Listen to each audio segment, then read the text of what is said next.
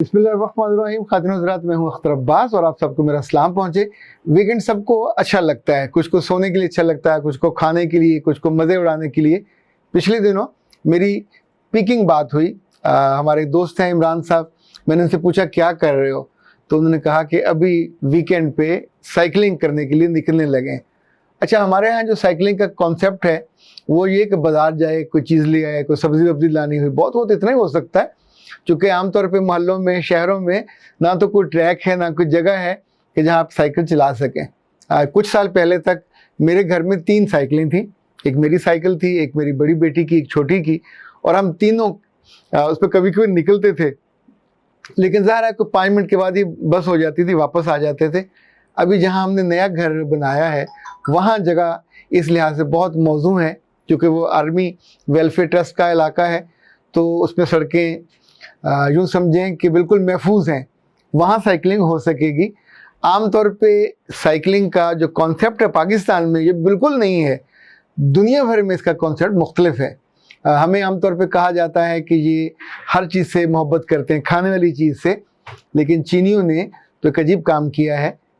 खाना हमसे वो ज़्यादा खाते हैं, हर चीज़ खाते हैं, जो हम नहीं खाते वो भी खा जाते हैं। लेकिन उन्होंने दुनिया में साइकिलिंग से मोहब्बत करने का कैसा रिकॉर्ड कायम किया है जो शायद पूरी दुनिया मिल के भी ना तोड़ सके। मुझे याद है जब हमारा बचपन था, हम गवर्नमेंट हाई स्कूल चिश्तिया में पढ़ते थे, तो हमने पहली दफ़ा साइकिल सीखा कैंची से। फिर उसके डंडे पे बैठ के, साइकिल के आगे डंडा होता था एक बंदा बिठाने के लिए, और डंडे से फिर काठी तक आने का सफ़र तय हुआ। लेकिन जो दुनिया में साइकिलें हैं उनके अंदर डंडा नहीं होता, और बल्कि आपको हैरत होगी कि इंसानी तारीख में जो सबसे पहली साइकिल का जिक्र है वो चीनी नहीं है, वो फ्रांसीसी है। और एक चीनी अफसर था बिन चुन, वो कहीं गया जर्मनी और फ्रांस के दौरे पे, तो उसने वापसी पे लिखा कि मैंने फ्रांस में एक ऐसी चीज़ देखी है जिसमें 2 पहिए हैं बड़े बड़े, और उनके दरमियान एक डंडा लगा हुआ है, उसके ऊपर एक काठी है, और आदमी उसके ऊपर बैठ के साइकिल को उस मशीन को चलाता है और आगे जाती जाती। ये कोई 1860 की बात है, यानी ये it's the first time ever कि इंसानी हिस्ट्री में इसका जिक्र पाया जाता है। बाद में तो खैर हौले हौले बहुत से मुल्कों में इसका जिक्र हुआ। लाइक अगर आपको याद हो, हमने कायदे आज़म को शिमला में एक साइकिल पे बैठे देखा, जिसको एक मज़दूर लेके जा रहा था और वो वाइसराय से मिलने जा रहे थे। इसी तौर पे हमने अपने बचपन में भावलपुर में साइकिल रिक्शा बहुत चलते होते थे, उस पर 3-4 लोग बैठते थे और एक बेचारा मजदूर, पतला दुबला सूखा सड़ा सा। बाद में पता चला कि जो भी साइकिल रिक्शा चलाता है तो उसको 6 माह के बाद टीबी हो जाती है। 3 शहरों में साइकिल रिक्शे बहुत चलते थे, भावलपुर में, कलकत्ता में और ढाका में। जब नवाज शरीफ साहब का दूसरा दौर आया तो इन्होंने फिर पूरे मुल्क में, यानी लोधरा से लेके मुल्तान तक और भावलपुर से लेके जहाँ जहाँ तक भी साइकिल रिक्शे थे, तो हर रिक्शा गवर्नमेंट ने फिर ले लिया और उसका कब्रिस्तान बना दिया। उन्हें इंसानों के लिए चलाने से मना कर दिया, और उन सब लोगों को आलमोस्ट मोटर रिक्शे थे या उसका मुतबादल दे दिया चिंगची भी, और कि ताकि वो चलाएं और उन्हें इस गैर इंसानी सवारी से निजात मिल जाए।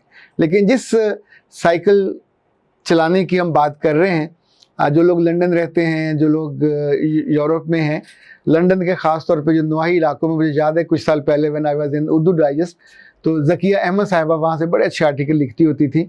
तो वो बताती थी कि वीकेंड पे हम अपनी साइकिलें लेके तो निकलते हैं पेरीफ्री में, यानी नवाही इलाकों में, तो लंबी सड़कें। अच्छा, वो जो साइकिलिंग है वो कई घंटे की होती है। लाइक बीजिंग वाले जो लोग हैं ये 7-7 घंटे की करते हैं, 3-3 ट्रैक हैं उनके, और ये यूँ समझे घंटों उसके पूरे शहर एक साइड से निकलते हैं, पूरे शहर का दौरा करते, मज़े उड़ाते, खाते पीते, सैरें करते, फिर दूसरे रुख पे आते हैं। दुनिया में इस वक्त जो साइकिलिंग का ट्रेंड, पाकिस्तान में तो आलमोस्ट साइकिलों की जो इंडस्ट्री है वो भी ख़त्म होती हुई नज़र आती है। वो जो पहले एक ज़माने में लेके जाते थे दूध वाले, वो भी अब उसको छोड़ गए हैं। तो स्कूलों में भी बहुत कम है। पहले गांव में जाने के लिए साइकिल वाहिद रास्ता होता था, मोटरसाइकिल तो होते नहीं थे, बसें वसें भी नहीं होती थी, साइकिल पे जाते थे। लेकिन लग्जरी या आसानी या आराम के लिए जो साइकिल का इस्तेमाल है पाकिस्तान में, ये बहुत थोड़ा है। चीन में दिलचस्प बात ये हुई कि 2014 में बीजिंग यूनिवर्सिटी के 5 दोस्त निकले सियाहत पे, और सियाहत उन्होंने की, बड़ा मज़ा उन्होंने लिया। वापसी में they came up with a new idea, this idea was shared cycling. और उन्होंने ये किया कि वो साइकिलें जो उनके अपने पास थी, उन्होंने जैसे अब किराए पे कहते हैं, तो उनको चलाना शुरू किया कि जिसको जहाँ ज़रूरत हो वहाँ से ले ले। इस वक्त चीन में 9 मिलियन साइकिलें हैं और 2 बड़ी कंपनियां हैं। उन 5 दोस्तों ने जो कंपनी बनाई उसका नाम ऊफो है। ऊफो की जो साइकिलें हैं वो जर्द रंग की होती हैं, और 1 साल के बाद एक कंपनी आई उसका नाम बाइक था, और इनकी जो साइकिलें हैं उनका रंग ऑरेंज होता है। पूरे बीजिंग में, शंघाई में, जहाँ जहाँ है तो जगह जगह ट्रैक्स बने हुए हैं। और अब मज़े की बात आप सुन के आपको हैरत होगी, कभी कभी मालूमाती बातें भी अच्छी लगती हैं, कि चीन में जिस बंदे के पास मोबाइल है, अगर उस मोबाइल में साइकिलिंग की ऐप नहीं है, शेयर्ड साइकिलिंग की, तो नामुकम्मल और अधूरा काम है। आपने ऑफिस जाना है, आपने ट्रेन पे जाना है, आपने इवन किसी जगह तंदूर से रोटी लेनी जानी है, तो ऐप को ऑन कीजिए, और जहाँ साइकिलें खड़ी हैं कंपनियों की, स्टैंड्स बने हुए बड़े शानदार, लॉक हैं, और जाके जैसे आप उसको कैमरे को ऑन कीजिए, वो छोटा सा निशान नहीं आता डॉट्स वाला, और वो निशान से उसका लॉक खुल जाएगा। आप साइकिल लीजिए, और हाँ, आपको अपने एडवांस 150-200 जो उनके जो भी हैं पैमाना पैसों का योंग, वो उस पर होना चाहिए आपके अकाउंट में। तो अब जहाँ आपका जी चाहा, जहाँ थक गया, जहाँ साइकिल ख़राब हो गई, वहाँ आप खड़ा कीजिए, लॉक कीजिए, और जाके अपनी गाड़ी पे बैठिए या ट्रेन पे बैठिए और चले जाइए। उसको संभालना भी कंपनी की ज़िम्मे, उसकी हिफाजत भी कंपनी की ज़िम्मे।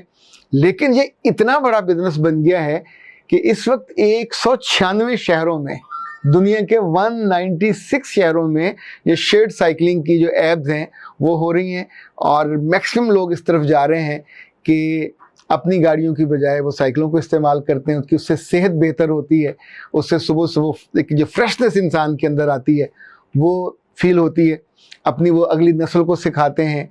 इवन हमारे यहाँ तो सिर्फ नौजवान हैं, वहाँ तो बूढ़ी औरतें भी और बूढ़े मर्द भी और बच्चे भी, हर तरह के लोग वीकेंड साइकिलिंग करते हैं।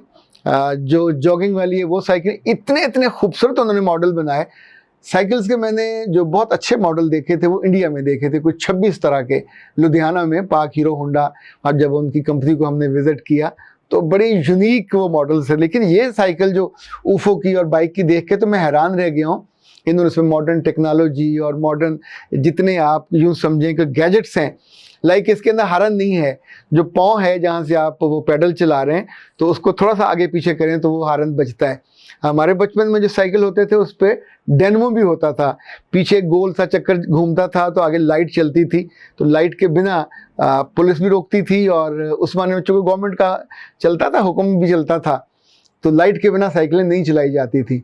और अब तो खैर डेनमो वेनमो नहीं होता, लेकिन उन साइकिलों की खूबसूरती ये है कि एक ऐसी कौम जो मेहनत करने वाली कौम थी, जो मशीनों में पड़ी तो मशीनों में दुनिया में सबसे आगे निकल गई, लेकिन अभी भी उसको अपनी सेहत अजीज़ है, अभी भी उसको अपनी पुरानी रवायत अजीज़ है, और उस रवायत को भी उसने जिद्दत से एक साइकिल से निकाल के शेयर्ड साइकिलिंग में ले गए हैं। चीन में जो बहुत साइकिलिंग का अरूज हुआ ये 1960 और 70 की दिहाई में हुआ, और हर तरफ उस वक्त लगता था कि साइकिल ही साइकिल चलते थे, बीजिंग में भी, शंघाई में भी, बाकी शहरों में भी।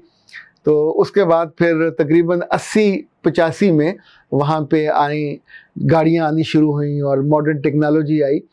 पाकिस्तान में एक दफ़ा साइकिलिंग का बड़ा अरूज या हुआ, बड़ा गलगला हुआ, वो 85 में जब जनरल ज़ियाउल हक साहब थे। तो जैसे अभी पिछले दिनों लतीफ़े बनते थे कि इमरान खान साहब अपने घर से हेलीकॉप्टर में बैठ के जाते हैं दफ्तर, तो 50 रुपये खर्च आता है।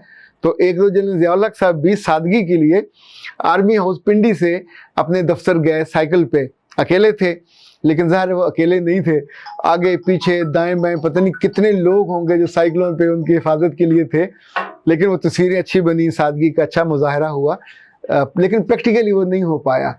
दुनिया के कई मुल्कों में, बेल्जियम में, नॉर्वे में, वहाँ के तो वज़रा आज़म और वज़रा के बारे में हमने तस्वीरें भी देखी कि वो दफ्तर जाते हुए भी साइकिल पे जाते, और अब शायद ना जाते हों, लेकिन एक ज़माने में ये लोग, ज़िंदगी आसान थी, चले जाते थे। जब जब भी कोई भी कौम अपने पुरानी चीज़ों को ओन रखती है और उसके बारे में सोचती है, यानी असल मसला तो ये है कि सोचा जाए, तो उसी आम सी पुरानी यूँ समझें कि मिटती हुई तहजीब को वो लोग फिर नए सिरे से ज़िंदा कर लेते हैं। यानी साइकिल ख़त्म हो जाना चाहिए था, लेकिन कहाँ शेयर्ड साइकिलिंग के कॉन्सेप्ट ने। वैसे आपको अच्छा लगेगा, कभी जाके ज़रा ढूंढिएगा नेट पे, या चाहे ये ऊफू ढूंढें या बाइक ढूंढें, और जो उनकी टेक्निक है उनको ख़ास तौर पे देखिए। तो वो कौम जो हर चीज़ से मोहब्बत करती थी, उसने साइकिलिंग से भी अपनी मोहब्बत को एक कामयाबी का और खुशी का ज़रिया बनाया। वैसे कामयाब होने का और खुश होने का इरादा हमारा भी होता है, पर हम आमतौर पर इतना सोचते नहीं हैं, और वैसे भी हमें बुरा भला कहने से फुर्सत नहीं होती, हम उसी में लगे रहते हैं। अल्लाह अल्लाह खैर सल्ला। लोग सियाहत पे निकलते हैं और उसे 190 शहरों तक वसअत दे डालते हैं एक कामयाब बिजनेस मॉडल को। अख्तर अब्बास को इजाज़त दीजिए। अस्सलाम वालेकुम।